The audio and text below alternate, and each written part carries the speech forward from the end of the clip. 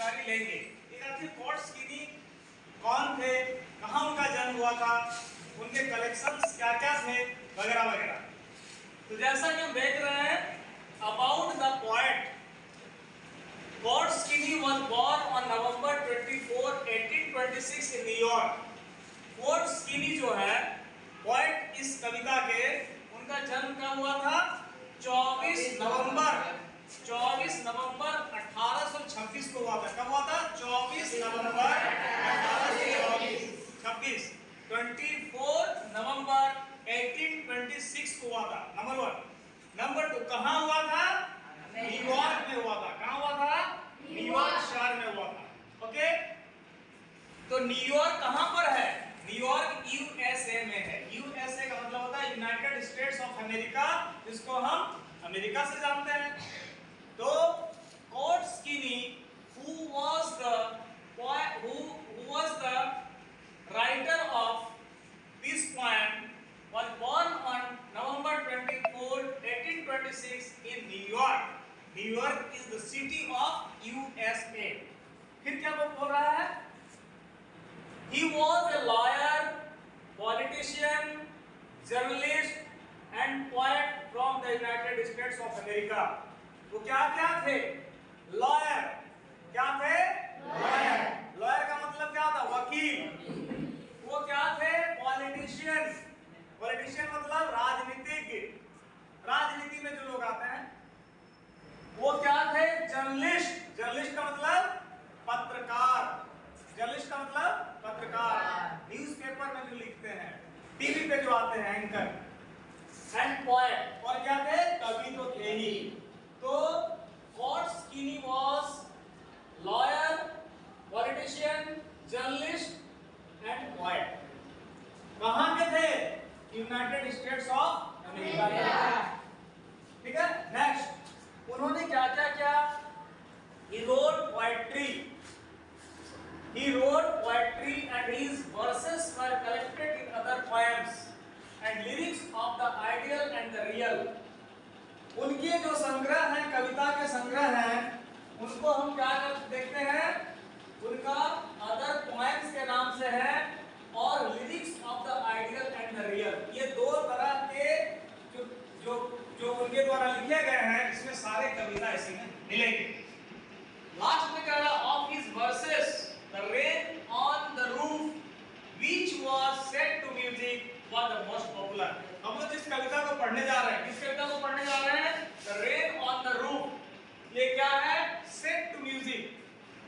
ये म्यूजिक के सेट में है और वाज द मोस्ट पॉपुलर, अपने समय का काफी पॉपुलर, काफी विख्यात, काफी प्रसिद्ध कविताओं में से एक है। तो ये क्या है? कॉर्ड स्कीनी के बारे में हम लोगों ने जाना, about the poet.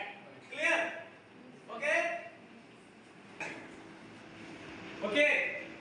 Rain on the roof, rain on the roof कविता को कौन लिखे हैं? आप उठाओ, कौन लिखे हैं? बताओ, तुम बताओ। Cord skinny. Very good, sit down.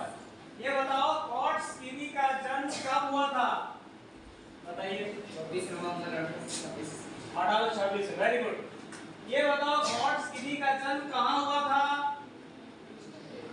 आगे वाले बेंच में कोई हाथ नहीं उठाओगे तो बताओ। हैं? America.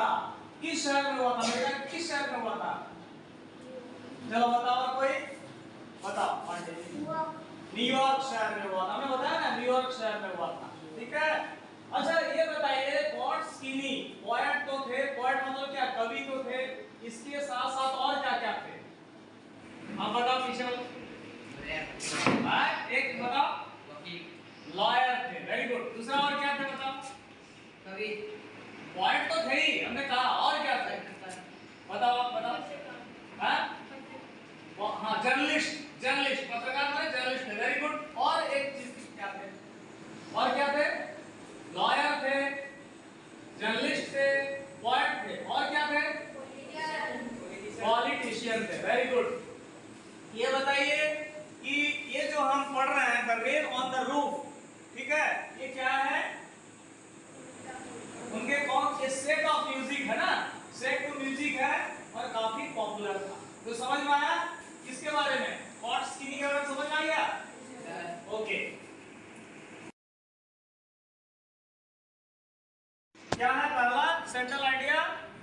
the poet exhibits that the rain brings the poet maximum happiness. इसमें क्या क्या वर्ड आए हैं? Exhibits, brings, maximum happiness. Exhibits माने क्या होता है? अपने अंदर के चीज को प्रदर्शित करना. Brings माने लाता है. Maximum happiness मतलब अधिकतम खुशी. तो इस कविता का सेंट्रल आइडिया ये है कि जो अधिकतम खुशी महसूस होती है किसको? पोएट को, उसको प्रदर्शित करता है. दूसरा सेंट्रल आइडिया क्या है? When he is lost in dream and so many fancies go on revolving in his mind.